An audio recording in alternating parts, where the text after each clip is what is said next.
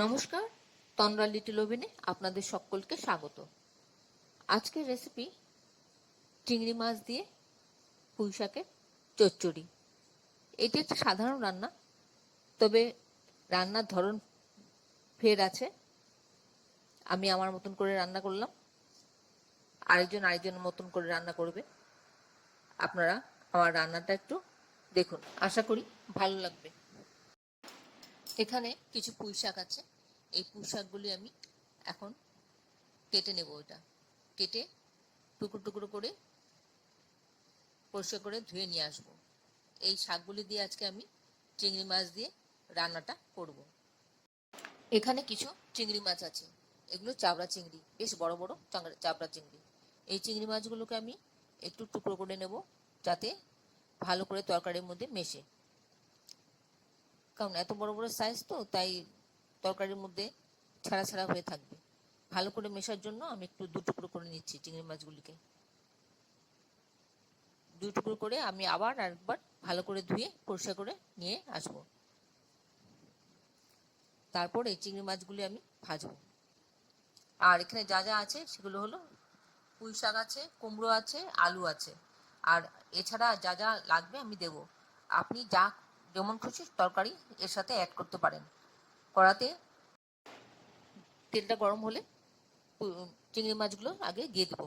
দিয়ে এর মধ্যে একটু নুন আর একটু হলুদ গুঁড়ো দিয়ে দিলাম। দিয়ে চিংড়ি মাছটা একটু ভেজে তুলে নেব। চিংড়ি মাছ খুব বেশি সময় ধরে ভাজবো না। চিংড়ি মাছ বেশি সময় ভাজলে চিংড়ি মাছটা একটু ছিবড়ে ছিবড়ে লাগে, তাই চিংড়ি মাছ অল্প সময় ভেজে আমি তুলে নেব। আপনারা কে কোথা থেকে আমার এই রেসিপিটা দেখছেন প্লিজ একটু কমেন্ট বক্সে কমেন্ট করবেন, আমার তাহলে খুব ভালো লাগবে। আর নতুন কোনো বন্ধু প্রথমবার আমার চ্যানেলটাকে দেখে থাকলে আপনাকে একটা বিগ হাগ জানাচ্ছি। চ্যানেলটাকে সাবস্ক্রাইব করে নেওয়ার জন্য অনুরোধ রইল। পাশে বেল আইকনটা অ্যাক্টিভেট করে নেবেন, যাতে পরবর্তী আমার সমস্ত রেসিপির নোটিফিকেশন সবার আগে আপনার কাছে এসে পৌঁছয়। আর আপনি যদি ফেসবুক থেকে দেখে থাকেন তাহলে ফলো অপশনটা ক্লিক করবেন আর একটা লাইক দিবেন, তাহলে আপনি আমার সাথে জুড়ে যাবেন। আপনি আমার সাথে জুড়ে গেলে আমার সমস্ত রেসিপি নোটিফিকেশন সবার আগে আপনার কাছে এসে পৌঁছবে। চিংড়ি মাছটা ভাজা হয়ে গেছে, আমি তুলে নিলাম। তারপর ওই তেলেই আমি একটু পেঁয়াজ কুচি দিয়ে দিলাম। পেঁয়াজটা একটু ভাজা ভাজা হবে, কাঁচা গন্ধটা যাবে।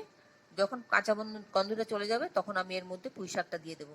পুঁই শাকটা দিয়ে দেবো, সাথে কুমড়ো, আলু আর যা আছে সবজি সব দিয়ে দেবো একসাথে। আমি এখানে সবগুলো সবজি একসাথে দিয়ে দিচ্ছি।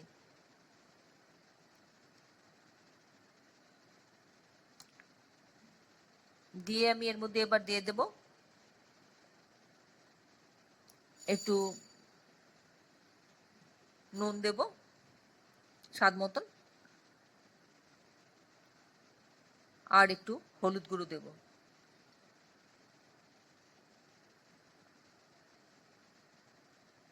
দিয়ে সামান্য একটু মিশিয়ে নেব। মিশিয়ে নিয়ে ঢাকা চাপা দিয়ে দেব, যাতে এটা একটু ভাপে ভাপে সেদ্ধ মতন হয়ে যাক।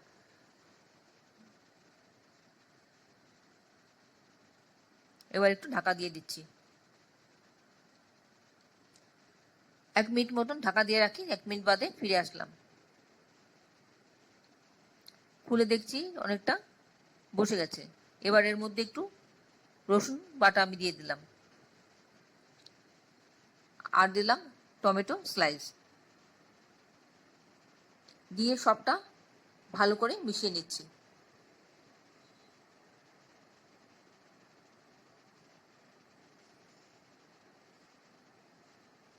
এই রান্নাটা করা একদম সহজ, যে কেউ পারবে করতে। আর এই রান্নাটা খেতে কিন্তু অসাধারণ হয়।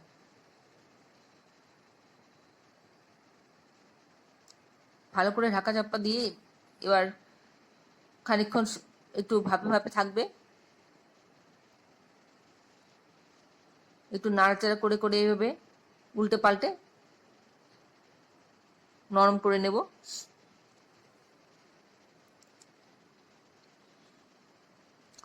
দুটো কাঁচা লঙ্কা দিয়ে দিলাম, আর একটু চিনি দিয়ে দিলাম।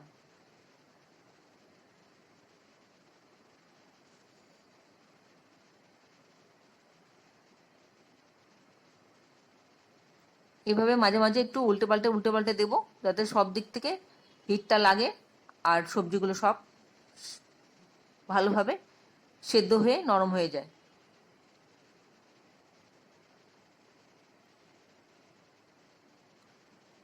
আপনি চাইলে মাঝে মাঝে একটু ঢাকা দিয়েও রাখতে পারেন।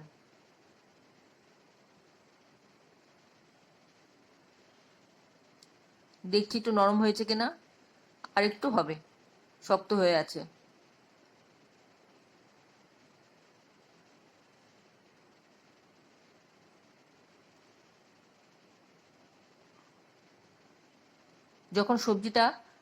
যতক্ষণ না সবজিটা নরম হয়ে যাচ্ছে ততক্ষণ আমি নেক্সট স্টেপে যেতে পারছি না। সবজিটা নরম হওয়া পর্যন্ত আমি অপেক্ষা করছি। আপনারা যারা এখনো পর্যন্ত আমার চ্যানেলটাকে সাবস্ক্রাইব করেননি, ঝটপট সাবস্ক্রাইব করে নিন। আপনাদেরকে আমাদের মাঝে দেখতে পেলে আমাদের খুব ভালো লাগবে।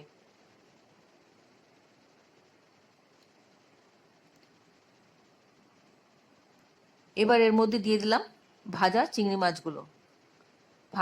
মাছগুলো দিয়ে আমি আবার ভালো করে মিশিয়ে নেব।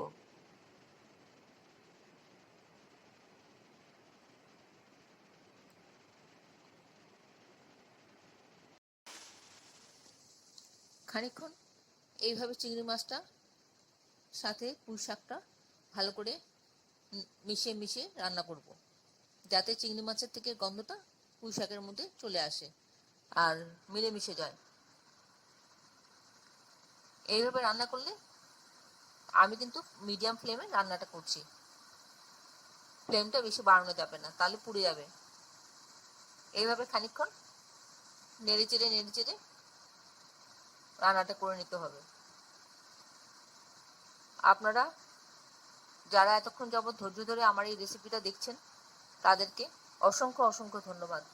আপনারা সকলে ভালো থাকবেন, সুস্থ থাকবেন, ঈশ্বরের কাছে এই কামনা করি। আর এই ধরনের নতুন নতুন রান্না দেখতে আমার চ্যানেলটাকে সাবস্ক্রাইব করে নেবেন, পাশে বেল আইকনটা অ্যাক্টিভেট করে নেবেন, যাতে পরবর্তী আমার সমস্ত রেসিপির নোটিফিকেশন সবার আগে আপনার কাছে এসে পৌঁছয়। আর আপনার যদি কোনো প্রশ্ন থাকে আমার এই রেসিপি সম্পর্কে কমেন্টসে জানিয়ে দেবেন, আমি আপনার প্রশ্নের উত্তর দিয়ে দেব। রেসিপিটা ভালো লেগে থাকলে একটা লাইক দেবেন আর বন্ধুদের সাথে অনেক অনেক শেয়ার করবেন। চেষ্টা করবেন একবার এই রান্নাটা করে খেয়ে কেমন লাগলো কমেন্টসে জানাতে ভুলবেন না। আমি আপনাদের সুন্দর সুন্দর কমেন্টসের অপেক্ষা করি। তাহলে বন্ধুরা, ভিডিওটা আজকে এখানে শেষ করছি। আবার দেখা হবে আপনাদের সাথে পরবর্তী অন্য কোনো এক রেসিপিতে। আপনারা সকলে ভালো থাকবেন, সুস্থ থাকবেন, পরিবারের খেয়াল রাখবেন ও নিজের খেয়াল রাখবেন। আসি বন্ধু, নমস্কার।